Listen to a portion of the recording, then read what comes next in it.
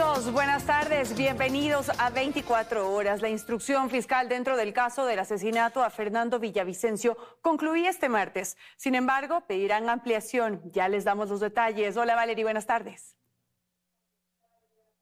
Hola Gaby, amigos, buenas tardes. Además, los prestadores de salud suspenden atenciones médicas por falta de pago. En breve les ampliamos esta información. Aquí arrancamos.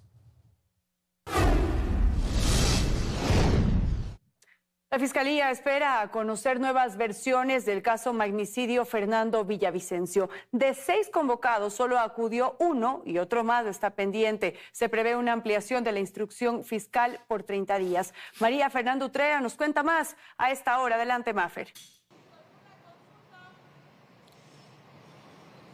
Así es, buenas tardes. Estas nuevas versiones fueron solicitadas precisamente por uno de los 4 procesados en este caso, José Serrano. Recordemos que aquí se investiga a los autores intelectuales del asesinato del ex candidato presidencial Fernando Villavicencio. Y aunque se solicitó el testimonio de 6 personas, solo se recibió el del coronel César Sáenz, quien fue convocado junto al empresario Paco Alcocer, Boenerges Villagómez, quien no se presentó, el exministro del Interior, Patricio Carrillo, quien solicitó tiempo para revisar el expediente, también de Jorge Luis Vargas, que tampoco se presentó. Ahora está pendiente la versión de María Paula Christiansen por vía telemática. Ella comparecerá, se prevé, a las 3:30 de esta tarde.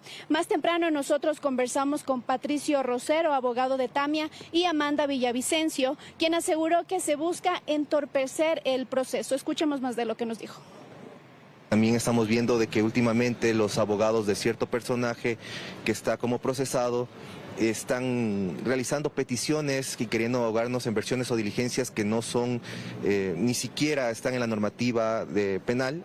Por ejemplo, están solicitando una ampliación al testimonio anticipado, situación que no existe en la normativa penal ecuatoriana, y Fiscalía les ha solicitado que muestren cómo pueden fundamentar eso, y es justamente porque quieren hacer válidos circunstancias o narrativas que están haciendo en el exterior, o circunstancias que están haciendo ver de que han podido actuar con compra de conciencias.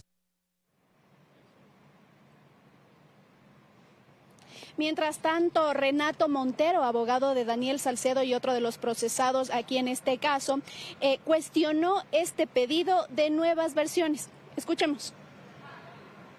Lo que hemos recibido es una desviación del proceso principal. Lo que finalmente se está llevando a cabo en estas diligencias investigativas es el ejercicio de defensa del ciudadano Serrano. Pese a ello, se ha entorpecido la instrucción fiscal, atacando tanto a la Fiscalía, a funcionarios y a este servidor también, en intenciones de apartarnos del conocimiento de esta investigación, lo que ha desviado lógicamente la atención del público, la atención del país. Así entonces habrá que esperar qué decide la Fiscalía General del Estado. Si es que se presentan nuevos elementos de convicción, el Ministerio Público podrá ampliar la instrucción fiscal por 30 días más a partir del día de mañana, que termina pues la primera instrucción fiscal. Nosotros estaremos aquí pendientes para ver lo que se desarrolla en la tarde con la versión de María Paula Christiansen. Mientras tanto, regreso con ustedes de estudios. Valerie, tú tienes más información. Buena tarde. Buenas tardes también para ti, gracias por la información. Y les contamos, en Guayaquil, 40 prestadores de servicios externos del IES suspendieron las atenciones médicas por falta de pago. Erika Vera, desde el exterior de uno de estos centros médicos al norte de la ciudad, nos tiene detalles. Adelante, Erika. Así es, buenas tardes. Este es uno de los 40 prestadores de servicios médicos externos del IES que hoy, 1 de diciembre, suspendieron sus atenciones médicas a los pacientes y afiliados del IES. Ellos aducen que mantienen un monto aproximado solo en esta casa de salud de $7 millones y por ende tuvieron que tomar medidas alternativas. Para conocer un poco más de la situación de los prestadores externos, veamos el siguiente reportaje. Con un letrero que indica que no hay atención para los afiliados del Instituto Ecuatoriano de Seguridad Social IES, Ecoprolab Centro médico ubicado en el norte de Guayaquil notifica la suspensión de sus servicios. Belén Cabrera llegó junto a su madre para recibir atención médica. Ella desconocía la medida. No, la verdad no, ahorita recién vengo porque yo sí me atiendo al IES, pero primera vez ahorita lo estoy escuchando que no va a atender al IES ya el servicio. A pocas cuadras está ProSalud, otra prestadora de servicios. Recorrimos sus instalaciones. Aquellas lucen vacías. El personal médico fue despedido. El gerente de este centro de salud tomó medidas extremas, pues el IES les debe más de $7 millones desde 2023. Ha sumado la abultada deuda que tenemos nosotros con proveedores, con personal, por lo cual hay que dar un hasta aquí. Y ahorita tuvimos que despedir al 80% del personal. Este centro antes atendía a 400 pacientes al mes. Ahora los pocos que llegan son para servicios particulares. A nivel nacional son más de 390 prestadores externos del IES que exigen el pago de más de $1.300 millones. Solo en Guayaquil son 40 prestadores médicos de segundo nivel que radicalizaron la medida, suspender los servicios, pues la deuda de ellos asciende a $1.000 millones. Es importante indicar que los prestadores de segundo nivel, es decir, a clínicas y hospitales, la atención médica va a estar suspendida hasta que no se regularice este proceso de pago, sobre todo desde el Instituto Ecuatoriano de Seguridad Social. Compañeros, ustedes continúan con más información en estudios. Buenas tardes. Buenas tardes, gracias, Erika. La Proforma 2026 reduce el presupuesto para 18 universidades. En la Asamblea ADN dice que hay una redistribución de recursos y el correísmo habla de baja ejecución. Para el 2026, el rubro que el gobierno destinará a 18 universidades del país según la proforma presupuestaria es de $870.109.000, lo que significa alrededor de 128 millones menos que el 2025, que era de alrededor de $999 millones.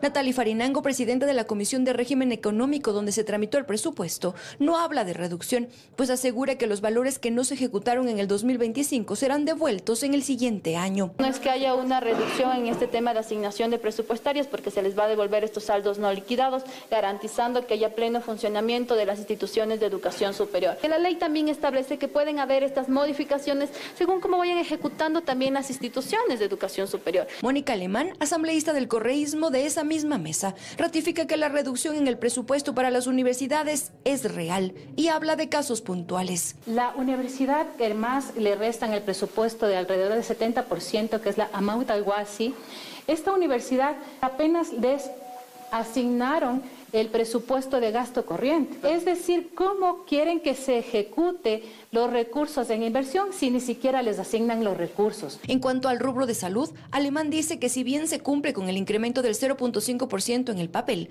la ejecución del 2025 refleja que no hay inversión en medicinas, por ejemplo. Faltando 2 meses han ejecutado menos del 50%. Eso es una afectación. La crisis se siente al no haber medicinas, al no haber una atención adecuada. Las necesidades están cuando, digamos, no encontramos medicinas en centros de salud y hospitales. ¿Cuál es nuestra obligación como Asamblea Nacional? Hacer ese seguimiento para que las autoridades nuevamente ejecuten los presupuestos de manera correcta. En la proforma aprobada en la Asamblea Nacional con una mayoría oficialista el sábado, se prioriza también el pago a la deuda en un 30%, pues pasa de 9 a 12.000 millones. Hay un incremento en las asignaciones para instituciones como el Ministerio del Interior, el EQ 911, la Policía y el Ministerio de Educación. En Quito, Karen Aro, Teleamazonas. Petroecuador atraviesa una fuerte crisis. La producción de petróleo cayó el 23% en el tercer trimestre del año. Si la situación no mejora, Ecuador podría dejar de ser un país exportador en 5 años. La producción petrolera atraviesa uno de sus momentos más críticos. Según el último informe del Banco Central, en el tercer trimestre de este año, la caída representó un 23%. En los últimos 10 años, la producción petrolera ha caído en 100.000 barriles por día y la Agencia Internacional de Energía estima que va a caer otros 110.000 barriles en los próximos 5 años. En este año particularmente lo que tuvimos, suspensión de las operaciones de SOTE que tuvimos por alrededor de 34 días y esto obviamente tiene una repercusión en nuestra capacidad de exportación. A eso se suma que cada vez las importaciones de derivados de petróleo como la gasolina, el diésel y el gas doméstico crecen. El mismo Banco Central explica que entre enero y septiembre de este año, las importaciones sumaron 37,93 millones de barriles, es decir, un crecimiento de 9,3% en volumen respecto al mismo periodo de 2024. significa que muy pronto, en menos de 5 años, será más la importación de combustibles que la producción de petróleo. Principalmente nosotros necesitamos cubrir el sector automotriz, la demanda del sector automotriz. Nosotros importamos alrededor del 70% del total. Así, lo que gana Ecuador por exportar petróleo es ligeramente superior a lo que gasta en importar. En 2025, por ejemplo, las exportaciones representaron 5.378 millones y las importaciones 5.283, mientras que para 2026 la Proforma establece 5.926 millones en crudo y destinará 4.981 millones en importaciones, es decir, una fina línea de apenas el 15% de diferencia. Y sin inversión, la crítica situación de la estatal petrolera solo empeorará, y las cifras dan cuenta del abandono. En 2024 la inversión fue de 1.649 millones de dólares y en lo que va de este año apenas invirtieron 295 millones, es decir, 82,9% menos. La billetera del Estado es escasa para poder sacar adelante un sector como este. Entonces, el desafío del país es dar la vuelta a este modelo, abrir la puerta a la inversión privada, acabando con el monopolio estatal. Así el panorama plantea una advertencia urgente. Belén Merizalde, Teleamazonas. La agenda de viajes del presidente de la República, Daniel Noboa, sigue en la mira. Analistas políticos afirman que el primer mandatario no cumple con la ley orgánica de transparencia. Además, debería establecer a quién encargar el país durante sus vacaciones. Con una agenda de viajes internacionales de más de 30 días en los que no solo se incluye visitas oficiales, sino además asuntos personales. El presidente de la República, Daniel Noboa, copa su itinerario hasta mediados de enero del 2026. Para la politóloga Karen Sichel, el debate sobre las continuas salidas del país del mandatario radica en la poca transparencia en las que se realiza. En donde no solamente incumplen el 144 de la Constitución, sino también la Ley Orgánica de Transparencia y Acceso a la Información Pública. Entonces, lamentablemente, no solamente por el qué, el hecho de que se vaya, que creo que todos los ecuatorianos queremos que haya más cooperación internacional, sino el cómo, el hecho de que no nos diga para qué se va, con quién se va, cómo se están administrando los fondos, eso sí es preocupante. Lo que para Sichel se traduce en una transgresión de sus poderes. Los viajes se efectúan en el momento de mayor desgaste de gestión del mandatario, luego de no lograr una legitimidad plebiscitaria, y aquí la necesidad de establecer otras prioridades. Creo que el presidente está cometiendo un error al abandonar al país de esta manera por un periodo tan largo, con tanta opacidad, sin decirnos cuáles son las metas, sin darnos unos resultados. Si bien es cierto, como decía, la cooperación internacional, particularmente en materia de seguridad, es importantísima, ahora mismo el país necesita un presidente que tenga claridad y que diga: he escuchado el mensaje y necesito rectificar. Con esta misma visión, pero ampliándola, el analista político Santiago Basabe pone sobre la mesa otros cuestionamientos. Con las múltiples urgencias que tiene el país, gestionarlo desde el exterior no es lo más saludable. Forma de administrar y de gobernar desde cualquier lugar del mundo por medios telemáticos, por diferentes mecanismos que nos da la tecnología, son absolutamente eficaces para la empresa, para las transnacionales, para los negocios privados. Pero el Estado no es un negocio privado y el Estado requiere de la presencia física de los gobernantes. El presidente, dentro de esta extensa agenda, también ha agregado sus vacaciones, establecidas entre el 5 al 15 de enero del 2026, acogiéndose así a la normativa del servicio público. Razón suficiente por la que tendría que establecer un encargo, delegar sus funciones como primer mandatario. Esta misma acción ejecutiva debió haberse establecido en su último viaje, que fue catalogado de asunto personal. Astrid Singh, de Teleamazonas.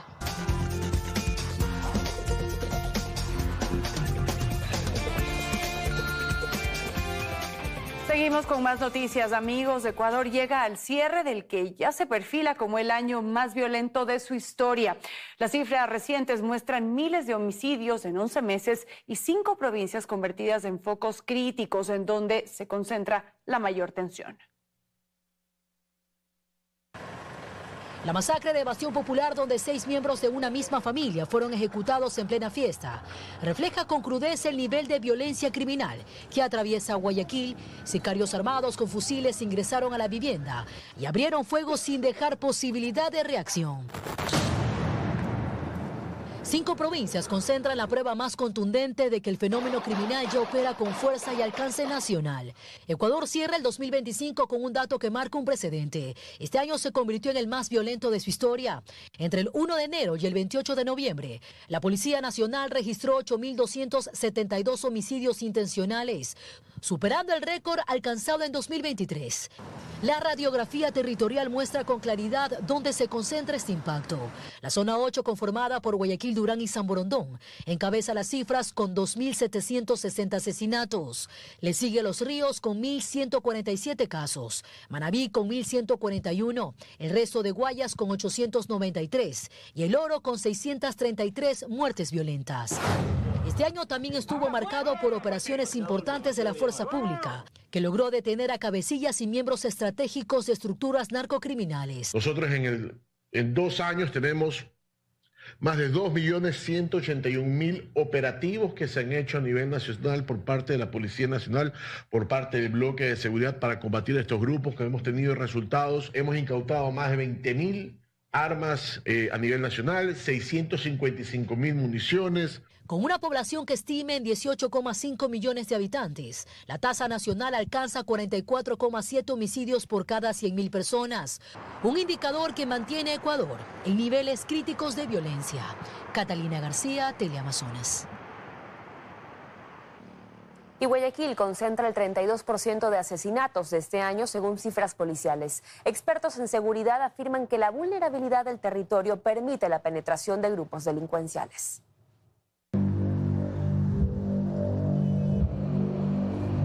Un empresario en San Borondón, un menor de 5 años y 2 jóvenes son parte de los más de 8.200 asesinatos registrados en lo que va de este 2025 a nivel nacional. La mayoría de las muertes violentas son atribuidas a grupos terroristas. Desde octubre, más de 7.000 miembros de la fuerza pública están desplegados en Durán, Daule, San Borondón y Guayaquil. Esta última ciudad lidera el ranking de las más violentas del país. Guayaquil registra a la fecha más de 2.700 muertes violentas, el 32% de los crímenes contabilizados a nivel nacional. ¿Pero qué incide para que las muertes violentas incrementen en Guayaquil? El teniente coronel de la policía en servicio pasivo, Rodrigo Braganza, menciona que los crímenes corresponden a represalias entre grupos terroristas. Son casos en que ha habido una persona que está involucrada con otra banda delictiva. O sea, por ejemplo, hoy le mataron a un líder de una banda. Y se sabe quién fue el causante de esa, o los posibles causantes de esa muerte. Es 100% seguro que en 1 o 2 semanas vamos a tener una muerte violenta. Mientras que el experto en seguridad Nelson Yepes afirma que continuarán las muertes violentas si no ejecutan acciones contundentes en seguridad. Debería haber una estructura de inteligencia que abastezca, que pongan los elementos apropiados para poder contrarrestar esta situación. Tanto Braganza como Yepes mencionan que Guayaquil es un nicho perfecto para la expansión de organizaciones delictivas por su puerto, vías e incluso la actividad comercial. Erika Vera, Teleamazonas. Y la temporada de descuentos continúa con el Cyber Monday, que espera mover 1.400 millones de dólares en Ecuador. 20 tiendas en línea tendrán descuentos desde el 20 hasta el 50%. Luego del Black Friday llega la edición número 13 del Cyber Monday, que en el caso de Ecuador inicia este lunes y culminará el próximo domingo 7 de diciembre. 20 tiendas ofrecen descuentos en línea que van desde el 20 y hasta más del 50%. En la página oficial cybermonday.es se observa farmacias, supermercados, almacenes de electrodomésticos, a una aerolínea y a una operadora de teléfono. Vamos a tener beneficios de hasta el 50% de descuento en equipos, celulares, internet de las cosas, laptops, televisiones. Toda la tienda va a estar con el 15% de descuento, sin ningún producto en excepción. Adicional a eso, vamos a brindar un envío gratis a todo el Ecuador, sin ningún tipo de mínimo de compra. En 2024, el comercio electrónico facturó más de 5.500 millones de dólares en Ecuador. Para este 2025 se espera que la cifra supere los 6.000 millones de dólares. Equivaliendo a un crecimiento del 23%. Más siempre va a ser mejor que menos. Durante el Black Weekend, las plataformas digitales reportaron un aumento en tráfico y también transacciones. En tan solo viernes, sábado y domingo, las ventas en línea alcanzaron 100 millones de dólares. El Black Weekend también hizo que las tiendas físicas incrementen sus ventas. Así, totalmente llenos lucieron los centros comerciales en Guayaquil. La ciudadanía aprovechó las ofertas que iban desde el 20 20 y hasta el 80%. En el centro de la urbe también se registró bastante movimiento. Los compradores optaron por adquirir principalmente electrodomésticos. Bernarda Ceballos, Teleamazonas. Seguimos con más información. Gracias por acompañarnos, amigos. Delicias quiteñas y desfiles dan inicio a diciembre y a las fiestas de Quito. Y desde la Feria Gastronómica del Ministerio de Agricultura, nuestra compañera María Gracia Chacón nos presenta los detalles de la agenda festiva. María Gracia, adelante. Buenas tardes. Buenas tardes, empieza diciembre y con ello las fiestas de Quito. Como podemos observar, ya hay en la ciudad ferias gastronómicas, así como también una agenda de eventos para celebrar a la Carita de Dios. En el siguiente reportaje le contamos la agenda de festividades que se llevarán a cabo durante la semana del 1 al 6 de diciembre. Veamos. La gastronomía quiteña se toma las calles de la capital. Platos típicos como el hornado, pristiños, tamales, la empanada de morocho, la fritada y otras delicias se pueden disfrutar en ferias por los 491 años de fundación de la Carita de Dios. Que la gente vaya saboreando lo que vale Quito. Que vengan todos los quiteños o no quiteños a festejar aquí la Carita de Dios. Ahorita que nos vamos hasta el domingo 7 de diciembre. Entre amigos, los capitalinos aprovechan y se acercan desde tempranas horas del día para disfrutar de estas delicias. El 40, las chivas, los coches de madera y los eventos son los que hacen de estas festividades algo único. El presidente Daniel Noboa tendrá la serenata quiteña el martes 2 de diciembre a las 10 de la mañana en la Plaza de la Independencia. El Cabildo llevará a cabo su serenata el viernes 5 como parte de la agenda oficial de fiestas, pero no la dedicará a una autoridad en particular. Sin embargo, las fiestas de Quito llegarán en forma de serenata a los barrios de la capital. 40 activaciones de barrios activados con serenatas. Pero también durante esta semana se llevarán a cabo distintos festivales organizados por empresas municipales. Quito Turismo realiza su tradicional sal quiteña, que es esta muestra gastronómica en el Arena Bicentenario. Este fin de semana nosotros vamos a hacer el Festival del Pasacalle el mismo 6 en el Ágora de la Casa de la Cultura Ecuatoriana. Al Festival de Pasacalle está prevista la asistencia de 9,000 personas, 200 personas por barrio en las serenatas y una afluencia de 25,000 personas por día durante los 3 días del Festival Sal Quiteña. Además, el mismo 6 de diciembre en el Teatro Nacional Sucre se realizará la sesión solemne por fiestas de Quito. Para estas fiestas se van a ejecutar $450,000. Así también en Quito se realizarán distintos desfiles en la Ecuatoriana, Quitumbe, Guamaní, Cotocollao y otras zonas. Para todos los eventos de fiestas de Quito desde el 19 de noviembre, el presupuesto destinado fue de $1.500.000. Así es, como pudo escuchar, hay varias opciones para celebrar a la Carita de Dios, desde desfiles hasta ferias gastronómicas para deleitarnos con los sabores de nuestro Quito. Nosotros regresamos con ustedes a Estudios. Buenas tardes. Igualmente para ti, María Gracia, gracias por la información. Y en redes sociales, un evento realizado como parte de la agenda por fiestas de Quito genera polémica. Se trata de una obra de teatro drag que tuvo lugar en la capilla del Museo de la Ciudad. Brigitte Mancheno nos informa. En el portal de Quito Informa, esta obra teatral consta como parte de la agenda de actividades para celebrar a la capital por sus 491 años de fundación. Ahora, sin embargo, ha generado polémica. ¿Por qué? Porque se desarrolló precisamente en el interior de la capilla del Museo de la Ciudad. Específicamente, las imágenes que usted está viendo en pantalla corresponden a las publicadas por la Fundación Museos de la Ciudad, la Secretaría de Cultura y también el colectivo que está a cargo de esta obra. Ahora, ¿qué significa que sea una obra teatral drag? Pues es una forma de arte escénico en el que normalmente hombres representan roles femeninos, como ustedes lo pueden observar en imágenes. Ahora, varios colectivos religiosos y ciudadanos se han pronunciado. Escuchemos. Las capillas son lugares sagrados. No son escenarios para burlarse de la fe ni para promover agendas ideológicas. Esto no lo podemos normalizar. Rechazamos todos estos ataques contra la familia, la vida y la fe que profesamos la mayoría de los ecuatorianos.